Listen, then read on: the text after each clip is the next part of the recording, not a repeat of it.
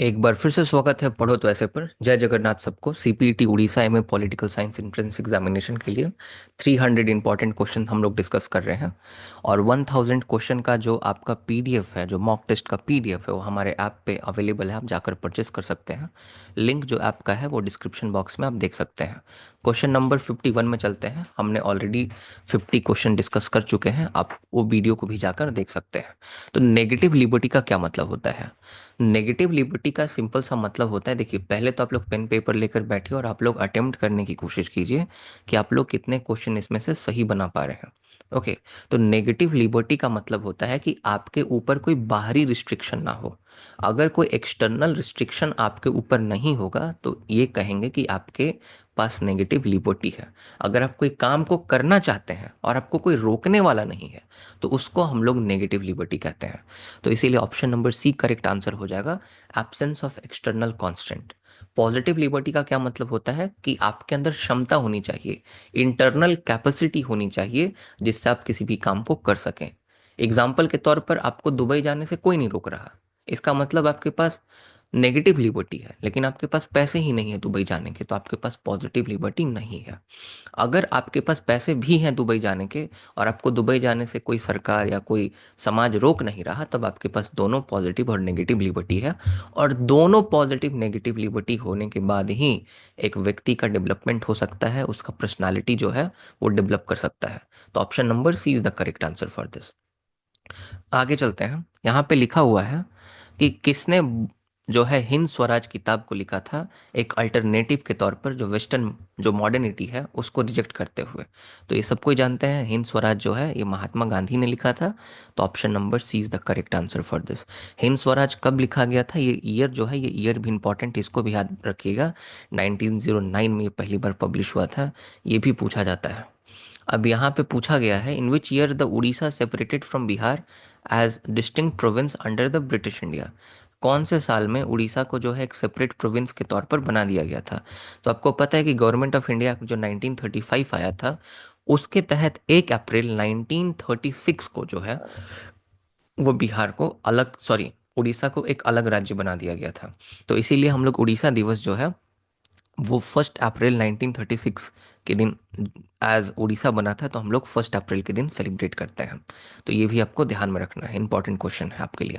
और आप सब जानते ही होंगे कौन पहली विमेन फ्रीडम फाइटर थी उड़ीसा की जिन्होंने नेशनल मूवमेंट में पार्टिसिपेट किया था? तो उनका नाम था परबाती गिरी, राइट। तो आपका परबाती गिरी जो थी, उन्होंने आपका जो है पार्टिसिपेट किया था, परबती गिरी। तो ये आपका option number C would be the correct answer होगा। और आपका इनको मदर टेरेसा कहा जाता है वेस्टर्न उड़ीसा का, ये भी ध्यान में रखिएगा। इनका बहुत अहम योगदान था आपका फ्रीडम मूवमेंट में। From each according to his ability to each according to his needs, ये स्टेटमेंट किसने कहा था? कि इंसान को हमें रिसोर्सेज देने चाहिए उनके नीड के हिसाब से, ना कि उनके एबिलिटी के हिसाब से। और यही मार्क्सिज्म का सबसे बड़ा फेलियर रहा। इसको डिटेल में तो अभी नहीं समझा पाऊंगा, लेकिन ये स्टेटमेंट जो है कार्ल मार्क्स ने दिया। अगर आप और भी किसी एग्जाम की तैयारी करना चाहते हैं, एसएसबी लेक्चरशिप की एग्जामिनेशन की तैयारी उड़ीसा के लिए, या यूजीसी नेट की तैयारी करना चाहते हैं, सीवीटीपी या पॉलिटिकल साइंस में किसी भी कोर्स की तैयारी करना चाहते हैं, तो आप हमारे ऐप पे विजिट कर सकते हैं। पढ़ो तो ऐसे पे आपको बेस्ट कोर्सेज पॉलिटिकल साइंस के देखने को मिलेंगे। आगे हम लोग चलते हैं। जो हेजेमनी है, हेजेमनी का आइडिया किसने दिया है? तो हेजेमनी का आइडिया जो है एंटोनियो ग्राम्सी से जुड़ा हुआ है। तो option number B would be the correct answer for this. आगे चलते हैं। What is the name of the system through which the panchayat receives grant from the state and central government? किस सिस्टम के आधार पर जो पंचायती राज सिस्टम है उनको ग्रांट, पैसे दिए जाते हैं, फिनांसेस और एड दिए जाते हैं सेंट्रल और स्टेट गवर्नमेंट के द्वारा? तो स्टेट फिनांस कमीशन के द्वारा दिया जाता है, ध्यान में रखिएगा। और स्टेट फिनांस कमीशन किस आर्टिकल में दिया हुआ है हमारे कॉन्स्टिट्यूशन में, बहुत इंपॉर्टेंट है। एक तो स्टेट इलेक्शन कमीशन के बारे में आपको याद रखना चाहिए, 243 के में लिखा हुआ है। और स्टेट फिनांस कमीशन के बारे में 243 आई में लिखा हुआ है। ये दोनों ज़रूरी हैं, ध्यान रखिएगा, इससे क्वेश्चन पक्का आ सकता है। अब यहाँ पे कॉन्सेप्ट, ये कॉन्सेप्ट किसने दिया? नेगेटिव यूटिलिटेरियनिज्म का कॉन्सेप्ट। तो नेगेटिव यूटिलिटेरियनिज्म का कॉन्सेप्ट जो है ये आपका जेरेमी बेन, सॉरी, ये आपका कार्ल पॉपर ने दिया था, ध्यान में रखिएगा। यूटिलिटेरियनिज्म का फादर जो है वो जेरेमी बेंथम को कहा जाता है। लेकिन नेगेटिव यूटिलिटेरियन का कॉन्सेप्ट जो है, यूटिलिटेरियनिज्म का कॉन्सेप्ट, वो कार्ल जो है पॉपर ने दिया था। कार्ल पॉपर जो है फॉल्सिफिकेशन का भी कॉन्सेप्ट देते हैं, तो इसको भी ध्यान में रखिएगा कि who give the concept of falsification. और एनिमी ऑफ ओपन सोसाइटी कहा था इन्होंने बहुत सारे थिंकर को, कार्ल मार्क्स को कहा था, प्लेटो को कहा था, हीगल को कहा था, तो इसको भी आप ध्यान में रख सकते हैं कि ये तीन थिंकर को इन्होंने ओपन सोसाइटी का एक लाइक फ्री समाज का इन्होंने एनिमी कहा था कार्ल पॉपर ने, तो ये भी इंपॉर्टेंट स्टेटमेंट है। अब नेगेटिव यूटिलिटेरियनिज्म का क्या मतलब होता है? देखिए, यूटिलिटेरियनिज्म करना क्या चाहता है, ज़्यादा से ज़्यादा वो आपका हैप्पीनेस को मैक्सिमाइज करना चाहता है और सफरिंग को कम करना चाहता है। राइट, मतलब आपको ज़्यादा से ज़्यादा आपको हैप्पीनेस देना चाहता है, ज़्यादा सुख देना चाहता है। लेकिन ज़्यादा सुख ना देकर अगर अगर आपको कम दुख दिया जाए तो भी आपका जीवन अच्छा चलेगा। बात समझ रहे हैं? मे बी आपके घर में एसी ना लगे, लेकिन अगर आपके घर में एक थोड़ा पंखा भी लगा दिया जाए तो वो भी कहीं ना कहीं ठीक है। तो अगर आप मैक्सिमम हैप्पीनेस किसी को नहीं दे सकते, तो मैक्सिमम आप किसी को जो है लाइक एनजाइटी और ये तमाम चीज़ें भी ना दें, उनको मैक्सिमम दुख भी आप ना दें। तो ये आपका है मैक्सिमम सफरिंग भी ना दें, तो मिनिमाइज करें सफरिंग को। ओके, यही आपका है आपका नेगेटिव यूटिलिटेरियनिज्म। इसके बारे में हम लोग आगे बात करेंगे अगले क्लास में, किसी क्लास में। क्वेश्चन नंबर 59 में हम लोग चलते हैं। आपका एक हेल्थ स्कीम लॉन्च किया गया है उड़ीसा में, इसका फुल फॉर्म क्या है BSKY का? तो BSKY का है आपका बीजू समाज कल्याण योजना। तो बीजू समाज कल्याण योजना, सॉरी बीजू स्वास्थ्य कल्याण योजना इसका आंसर होगा। ओके, मैं उड़ीसा का हूँ नहीं, मैं झारखंड का हूँ, तो इसीलिए बीजू स्वास्थ्य कल्याण योजना। बट उड़ीसा से भी क्वेश्चन पूछे जाते हैं और मैंने बहुत अच्छे अच्छे सोर्सेज से आपको क्वेश्चन को लाया है। आपका जो 1000 क्वेश्चन का PDF है जो आप जो परचेस कर सकते हैं, उसमें 200 उड़ीसा स्पेसिफिक क्वेश्चन है और 800 ऐसे क्वेश्चन है आपके।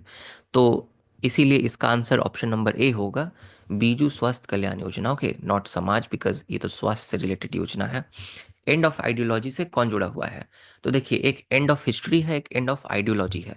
तो एंड ऑफ हिस्ट्री से जुड़ा हुआ है फ्रांसिस फुकुयामा, लेकिन एंड ऑफ आइडियोलॉजी से डेनियल बेल जुड़ा हुआ है। ध्यान में रखिएगा, ऑप्शन नंबर बी होगा। इन्होंने बुक भी लिखा था एंड ऑफ आइडियोलॉजी, और ये 1960 में पब्लिश किया गया था। ये डेट भी आपके लिए इंपॉर्टेंट हो जाता है। ऑर्गेनिक स्टेट का कॉन्सेप्ट किसने दिया कि जो स्टेट है एक स्पिरिचुअल ऑर्गेनिज्म है, और इसी ऑर्गेनिक स्टेट के कॉन्सेप्ट से इंस्पायर होकर अरबिंदो घोष ने हमारे यहाँ जो है स्टेट को एक विराट पुरुष के तौर पर देखा, भारत को विराट पुरुष के तौर पर देखा। तो ये ऑर्गेनिक स्टेट का जो कॉन्सेप्ट दिया है, इसको दिया है हीगल ने। तो ये बड़ा इंपॉर्टेंट कॉन्सेप्ट है, जो जर्मन फिलोसफर थे। ओके, ध्यान में रखिएगा। आगे चलते हैं हम लोग। Which one of the following is not a fundamental duty in Indian constitution? तो आपको मालूम होना चाहिए कि तेरा total 11 fundamental duties in are Indian constitution. ये फंडामेंटल ड्यूटीज जो है हमारे ओरिजिनल कॉन्स्टिट्यूशन में थे नहीं, इनको 42nd कॉन्स्टिट्यूशनल अमेंडमेंट एक्ट से जो है ये आपको डाला गया है हमारे इंडियन कॉन्स्टिट्यूशन में। ध्यान में रखिएगा, 1976 में स्वर्ण सिंह कमेटी के रिकमेंडेशन पर इनको डाला गया है। अब यहाँ पे पूछा जा रहा है कि कौन सा आपका फंडामेंटल ड्यूटी नहीं है। अच्छा, ये आर्टिकल 51A में आपको देखने को मिलेगा, पार्ट 4 में। ये भी आप ध्यान में रखिएगा, ये भी इंपॉर्टेंट है। तो पूछा जा रहा है कौन सा फंडामेंटल ड्यूटी नहीं है, तो वोट करना जनरल इलेक्शन में। इसको बनाना चाहिए था एक फंडामेंटल ड्यूटी की, हर एक नागरिक का एटलीस्ट वोट करना चुनाव में एक ड्यूटी होना चाहिए, लेकिन ये हमारे फंडामेंटल ड्यूटी में नहीं है। ध्यान में रखिएगा। जो उड़ीसा का ह्यूमन राइट्स कमीशन है उसको कब स्टैब्लिश किया गया, ये क्वेश्चन पूछा जा रहा है। तो इसको 2007 में स्टैब्लिश किया गया था, ध्यान में रखिएगा। आगे चलते हैं हम लोग। Which of the following best reflect the Gandhian view of the state? तो गांधीयन व्यू ऑफ स्टेट क्या है?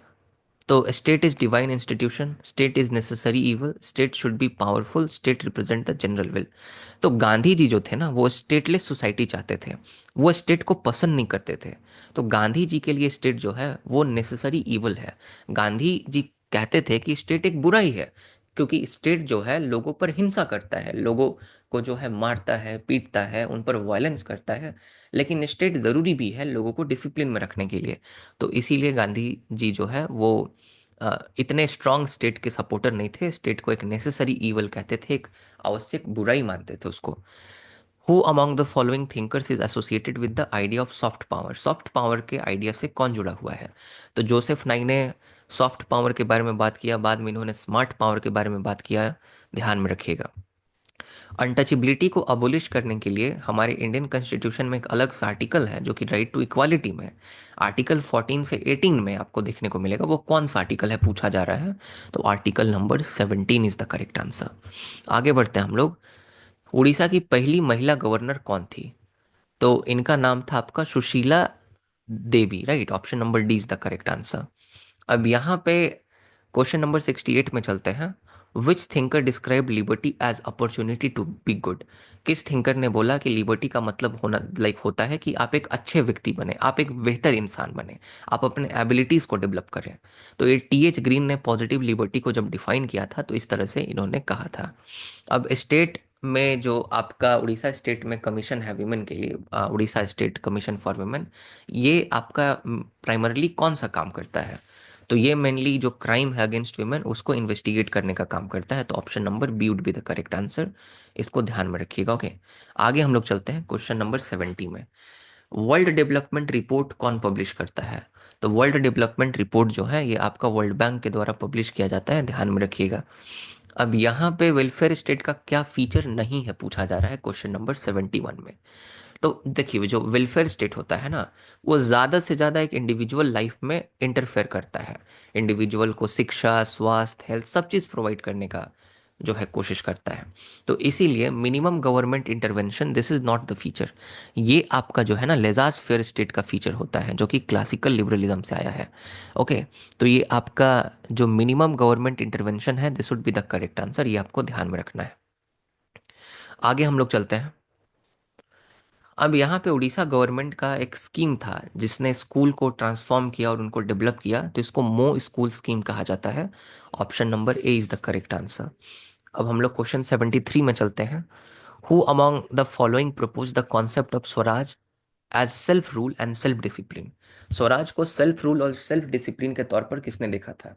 सेल्फ रूल का सिंपल सा मतलब है कि शासन हमारा होना चाहिए, भारतीयों का शासन होना चाहिए। और सेल्फ डिसिप्लिन स्वराज का ये मतलब नहीं होता कि सिर्फ यहाँ अंग्रेज चले गए और यहाँ पे भारतीयों का शासन हो गया। स्वराज का मतलब कि आप कितने बेहतर तरीके से अपने आप को कंट्रोल कर पाते हैं, आप कितना बेहतर अपने समाज के लिए कर पाते हैं। ओके, तो इसके लिए भी आपको डिसिप्लिन चाहिए, अपने ऊपर आपको शासन करना होगा इसके लिए। तो महात्मा गांधी का कॉन्सेप्ट है, ये सब आप लोग जानते ही होंगे। अप्रैल 1 क्यों इंपॉर्टेंट है उड़ीसा के हिस्ट्री में? क्योंकि अप्रैल 1 के दिन जो है ये फॉर्मेशन हुआ था उड़ीसा का as a separate province. Important है, ध्यान रखिएगा। अब कौन सा इंस्टीट्यूशन जो है ह्यूमन डेवलपमेंट इंडेक्स को जो है आपको पब्लिश करता है? तो ये तो बड़ा इंपॉर्टेंट, ये तो बड़ा आसान सा क्वेश्चन आपका हो गया। यूएनडीपी करता है, United Nation Development programme.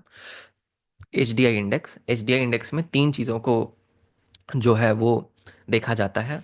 Health है, एडुकेशन है और स्टैंडर्ड ऑफ लिविंग है। तो अब बताइएगा कमेंट बॉक्स में कि आपने कितना क्वेश्चन करेक्ट किया। आप लोग कमेंट नहीं करते, वीडियोस को लाइक नहीं करते, इसीलिए मैं ज़्यादा वीडियो बनाता नहीं। बहुत सारे काम करता हूँ तो टाइम नहीं मिल पाता बिल्कुल भी वीडियोस बनाने का। अगर आप CPET 2026 की तैयारी करना चाहते हैं या 25 की, कोर्सेज अवेलेबल हैं, सभी चीज़ें हमारे ऐप पे अवेलेबल हैं, बेस्ट क्वालिटी में अवेलेबल है। अगर आप लोग पढ़ो तो ऐसे को पहले से फॉलो करते होंगे तो आपको पता है कि पॉलिटिकल साइंस में पढ़ो तो ऐसे आप को बेस्ट प्लेटफॉर्म है पूरे इंडिया में यूट्यूब पे। और ऐसे भी अगर आप देखें तो आप जो नहीं सीखे अपने 3-4 सालों में अपने ग्रेजुएशन में वो सीख कर जाएंगे हमारे कोर्स से। तो हमारे कोर्स और हमारे ऐप को चेकआउट करना ना भूलें। और 1000 क्वेश्चन का PDF आप परचेस कर सकते हैं और उससे आप बेशक आप देखिएगा तो आप एग्ज़ाम को आराम से क्रैक कर लीजिएगा। CPT बहुत आसान सा एग्ज़ाम होता है, बहुत लोगों ने हमारे यहाँ से क्रैक किया है। तो बहुत बहुत धन्यवाद आप सबका दिन शुभ हो, शुभ रात्रि और जय जगन्नाथ फिर से आप सबको।